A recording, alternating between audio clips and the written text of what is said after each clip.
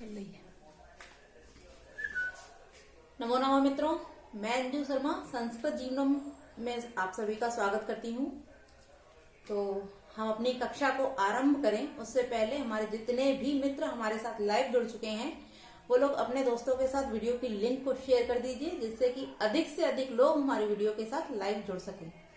और जो भी मित्र हमारे लाइव जुड़ चुके हैं उनमें रीना राजपूत जी हैं, आशीष यादव जी हैं, बीटू यादव, विजय यादव, हृदय यादव, शशिधर मिश्रा जी हैं, नेहा त्रिपाठी जी हैं और शालिनी सिंह जी हैं। तो सभी लोग अपने अपने दोस्तों के साथ वीडियो की लिंक को शेयर कर दीजिए। और जैसा कि हम लोग अपनी जो हमारा महाकाव्य ग्रंथ चल रहा है किरातार्जुनीयम, और अभी तक हम लोगों ने किरातार्जुनीयम के कुल 38 श्लोकों का अध्ययन कर लिया है।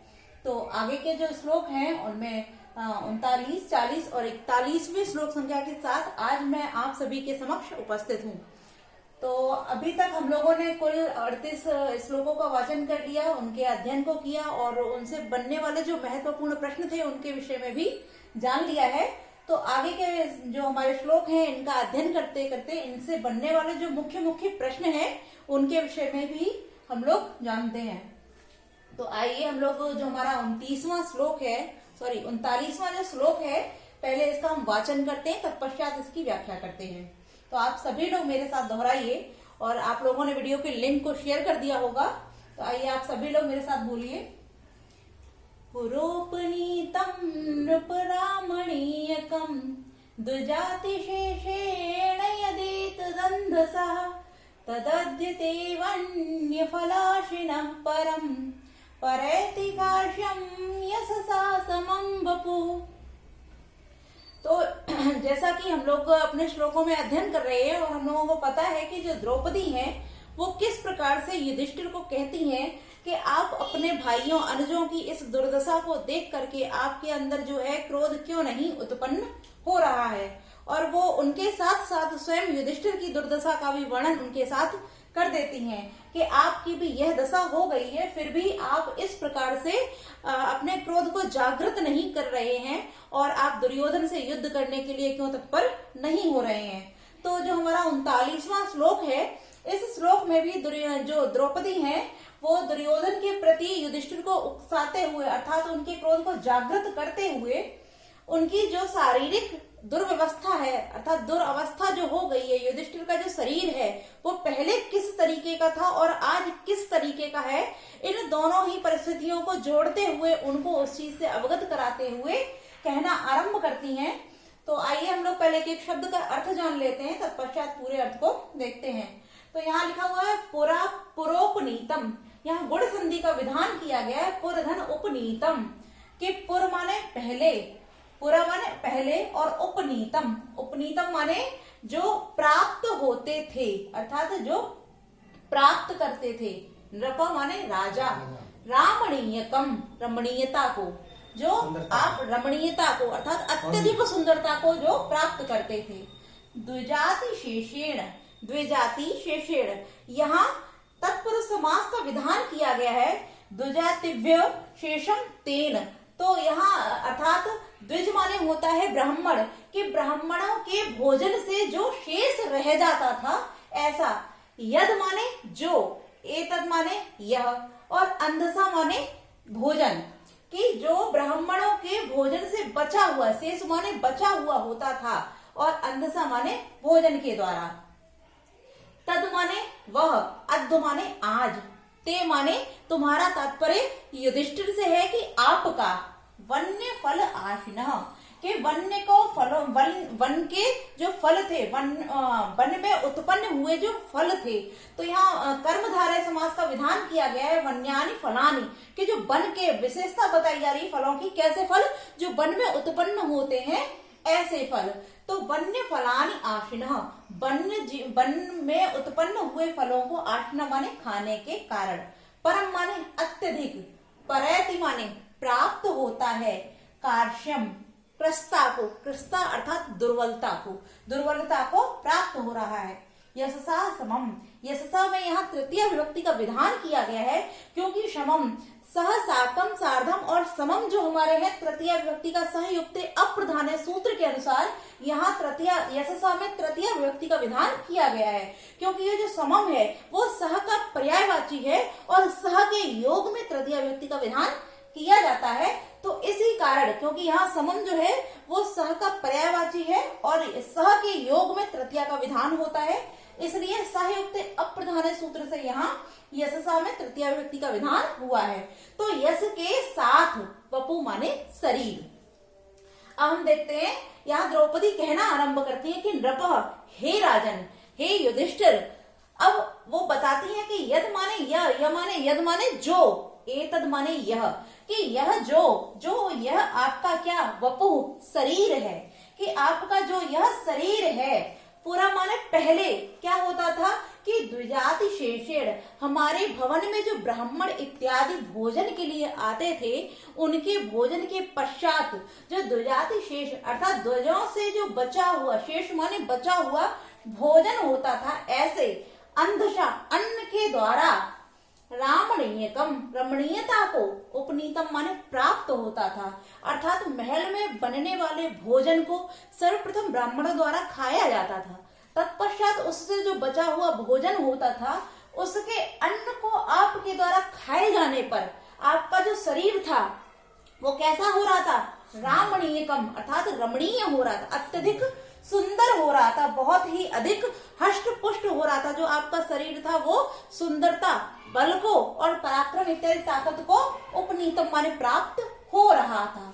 तत् माने वह, अध आज, वही आज क्या वपु आपका, ते माने आपका, वपु माने शरीर, जो शरीर पहले हष्ट पुष्ट था किसके द्वारा, ब्राह्मणों के द्वारा जो भोजन खाया जाता था उससे बचे हुए अन्न को खाने के पश्चात भी उससे आपका जो शरीर था वो हष्ट पुष्ट था, वही आपका, ते माने आपका, वपु माने शरीर, वही आपका जो शरीर है आज, अद्ध माने आज, वन्य फल आशना, जो वन के फल हैं, जंगली फल हैं, उनके खाने से, वन्य फलाशना यानी कि वन के जो फल हैं उनको खाने के कारण, यशसाम समा, यशसा समम, यश के साथ, शरीर के साथ साथ जो आपका यश है, यश के साथ परम माने अत्यधिक, कार्श्यम क्रसता अर्थात दुर्बलता को, परैति माने प्राप्त हो रहा है। अब यहाँ यश को क्यों जोड़ा गया है कि हे राजन, पहले आपका जो शरीर है वो बहुत हष्ट पुष्ट था, आप महलों में पके हुए भोजनों को खाते थे और वह भोजन कैसा होता था, पहले आप अपने पूजनीय जो ब्राह्मण इत्यादि होते थे उनको खिलाते थे, तत्पश्चात आप उस भोजन का सेवन करते थे, फिर भी जो आपका हष्ट पुष्ट जो शरीर था वो सुंदर था, बलशाली था, वरिष्ठ था।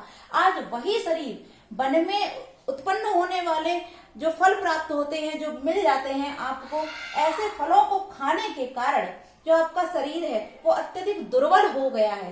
अब किसके साथ, यश के साथ क्यों बता रही है, क्योंकि आपने अपने पराक्रम का त्याग कर दिया है, आपने उस दुर्योधन से अपने राज्य को पुनः वापस लेने के लिए उसके साथ युद्ध करना नहीं स्वीकारा, आपने इस वन को स्वीकार लिया है। इस कारण आपका शरीर भी दुर्बलता को प्राप्त हो रहा है, साथ ही साथ जो आपका यश है वो भी दिन प्रतिदिन आपके शरीर के समान ही क्षीणता को प्राप्त हो रहा है। तो यहाँ द्रौपदी युधिष्ठिर को बार बार प्रेरित करती हैं, उनको बताती हैं कि किस प्रकार आपके अनुजों की भी दुर्दशा हो रखी है, आपकी भी दुर्दशा हो गई है। आप पहले बहुमूल्य सैया पर सोते थे, आज वन की भूमि पर सो रहे हैं। पहले आपका शरीर हष्ट पुष्ट था, आज वही शरीर यश के साथ आपकी यश को भी नीचे कर रहा है, उसमें भी हीनता ला रहा है, वो भी दिनों दिन क्षीण हो रहा है, साथ साथ आपका शरीर भी दिनों दिन क्रसता या दुर्बलता को प्राप्त होता जा रहा है। तो हम लोगों ने संपूर्ण अर्थ देख लिया, एक बार पुनः देख लेते हैं। तो द्रौपदी कहती है, हे राजन, जो यह आपका शरीर है, जो यह आपका जो शरीर है, यह ब्राह्मणों के भोजन के पश्चात शेषण बचे हुए अंधसा अन्न के द्वारा खाने से रामणेकम सुंदरता को उपनीतम माने प्राप्त होता था। वही शरीर आज, वही ते माने आपका शरीर आज वन में उत्पन्न होने वाले फलों को खाने के कारण यश के साथ साथ अत्यधिक दुर्बलता को प्राप्त हो रहा है। तो हम लोगों ने अपने 39वें श्लोक का संपूर्ण अर्थ जान लिया है। अब हमारा अगला श्लोक जो है 40वां श्लोक, इस श्लोक को भी हम देख लेते हैं। यहाँ थोड़ा सा बिगड़ गया, इसको हम लिख देते हैं। निषीद तस्तौ,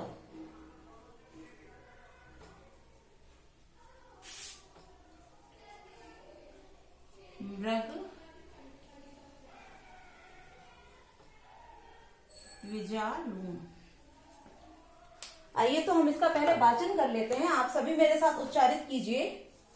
अनारतं यो मणिपीठ शायिना वरंजयद्राज शिरास्त्रजाम्रजः निषीदतस्तौ चरणौ वनेषु ते मृगध्वजालून शिखेषु बर्हिषाम्।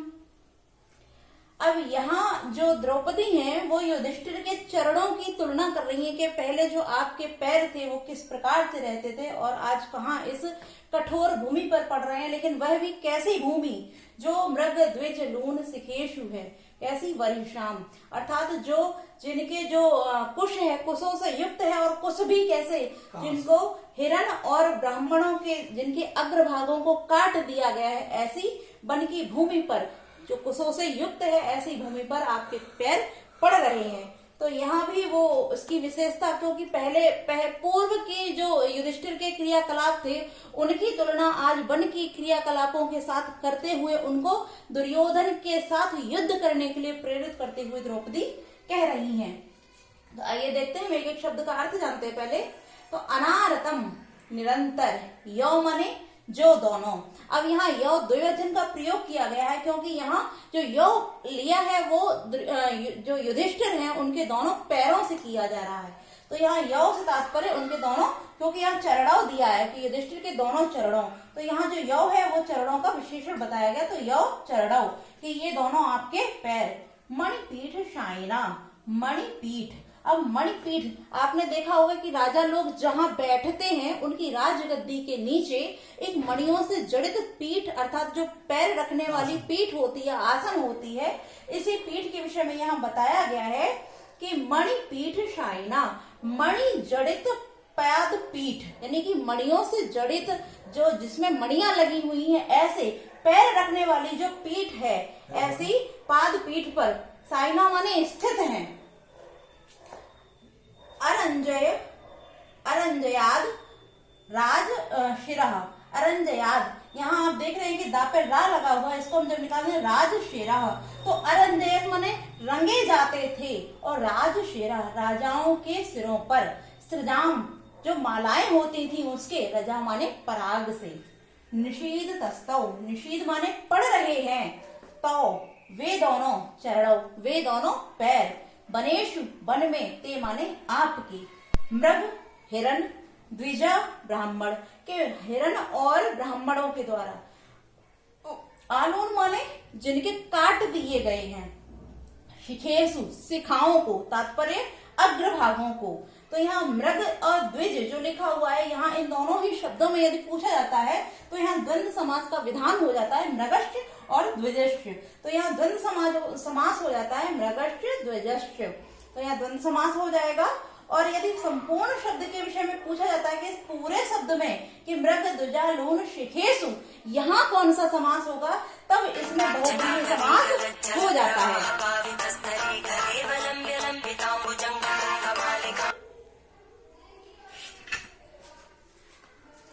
तब यहाँ बहुव्रीहि समास हो जाएगा। तो क्योंकि हमने दोनों ही समासों को जान लिया, यदि मृग द्विजा पूछा जाएगा तब इन दोनों में द्वंद्व समास है, और जब पूरे शब्द के विषय में मृग द्विजालून शिखेषु पूछा जाएगा तब यहाँ बहुव्रीहि समास का विधान हो जाएगा। और बर्हिषाम माने होता है कुश।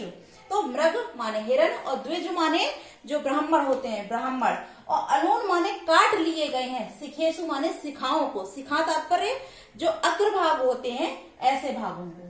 तो अब हम इसका अर्थ देखते हैं, संपूर्ण अर्थ देखते हैं। तो यहाँ द्रौपदी कहती हैं कि अनारतम निरंतर, यौ चरणौ कि जो आपके पैर थे, यौ चरणौ आपके जो पैर हैं वो मणिपीठ शायिना। पहले क्या होता था कि मणि जड़ित पाद पीठ पर स्थित, साइना माने स्थित रहते थे, कि जो आपके दोनों पैर हैं, पहले क्या होता था कि वो मणियों से जो जड़ी हुई पाद पीठ थी, पैर रखने वाला जो आसन हुआ करता था, उस पर साइना माने स्थित रहते थे।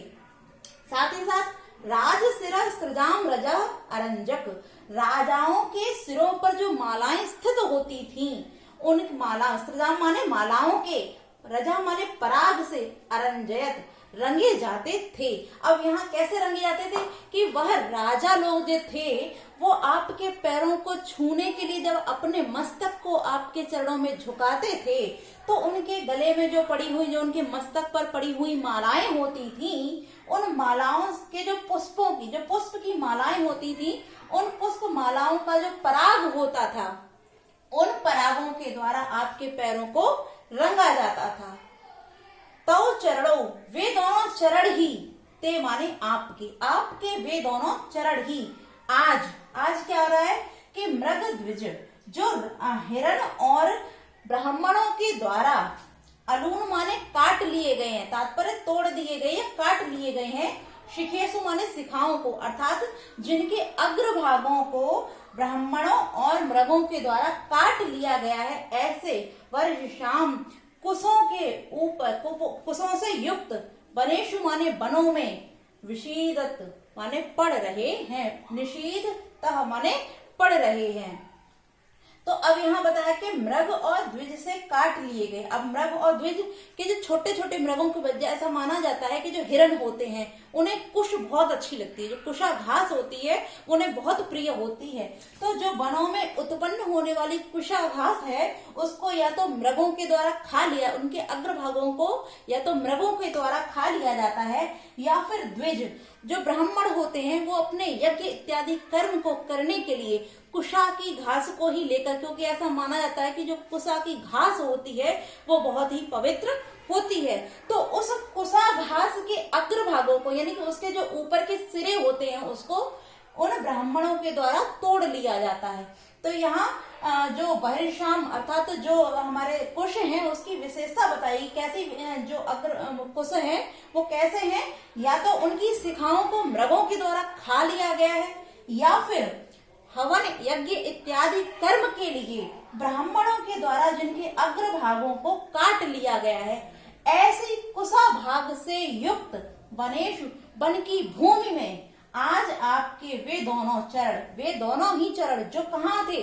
पहले मणियों से जड़ी हुई पाद पीठ पर स्थित रहते थे, और जो राजाओं के सिरों में धारण की हुई मालाओं के पराग से जिसको रंगा जाता था, वही आज इस वन में ऐसी कुशा घास के स्थित वनों में क्या हो रहा है, निषीदतः माने पड़ रहे हैं। तो कि हे राजन, आपके पैर भी जो कहाँ स्थित होते थे, आज उन पैरों की भी क्या दुर्दशा हो गई है।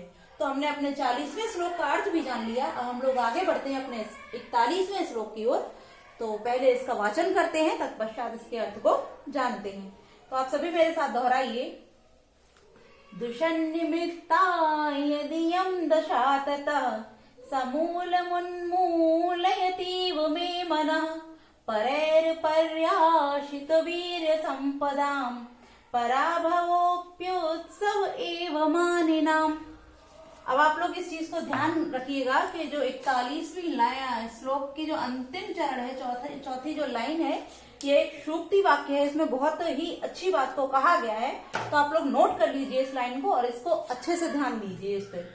तो पहले हम लोग संपूर्ण अर्थ को जानते हैं एक शब्द करके, कि दुषान निमित्तः, कि दुष माने होता है शत्रु, शत्रुओं के द्वारा, निमित्त माने कारण, अर्थात शत्रु ही है कारण जिसके। यहाँ अगर देखते हैं दुषान निमित्ता, तो यहाँ बहुब्रीहि समास का विधान किया गया है कि दुष्यंतः एव निमित्ता यस्यास्ता, कि जो शत्रुओं के कारण ही उत्पन्न हुई है ऐसी वह।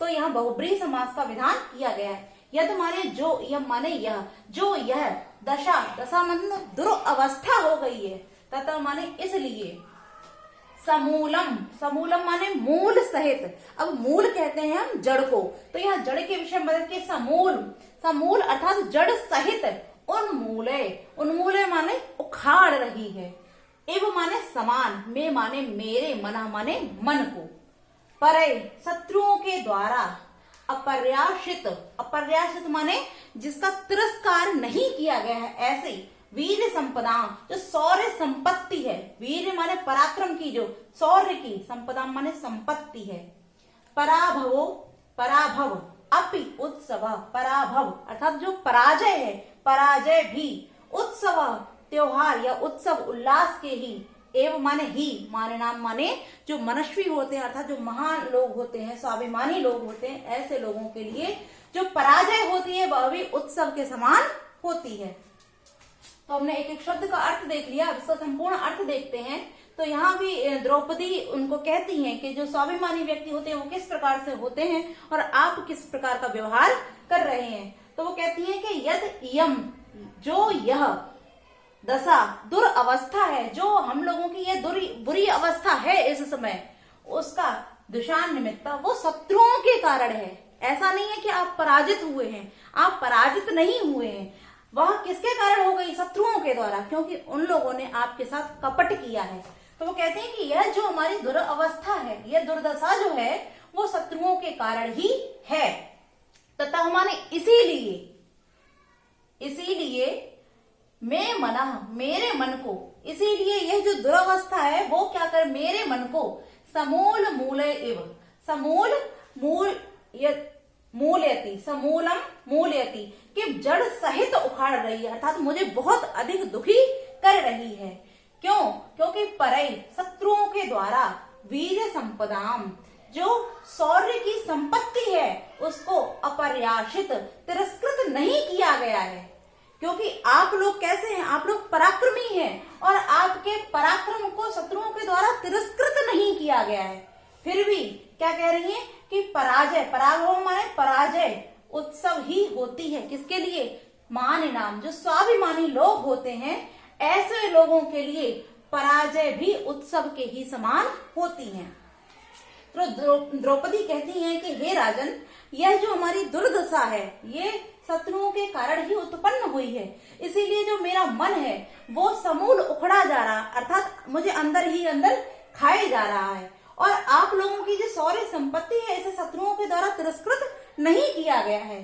इसीलिए हे राजन, जो स्वाभिमानी लोग होते हैं यदि वो युद्ध करते हैं और युद्ध में वो पराजित भी हो जाते हैं, तब भी वह जो पराजय होती है वो उन लोगों के लिए उत्सव के समान होती है। क्यों होती है? क्योंकि उन्होंने युद्ध लड़ा, अपना पराक्रम दिखाया, उनके अंदर जो क्षमता थी उसका प्रयोग किया, तत्पश्चात उन्होंने पराजय को प्राप्त किया। किंतु आप लोगों की जो दुर्दशा है बिना पराजय के ही ऐसी हो गई है, इसलिए आपको युद्ध करना चाहिए। तो आज हम लोगों ने 39, 40 और 41वें श्लोक का अध्ययन किया। आज के लिए हम इतना ही रखते हैं। वीडियो को लाइक अवश्य कीजिए, चैनल को सब्सक्राइब कीजिए। नमो नमः मित्रों।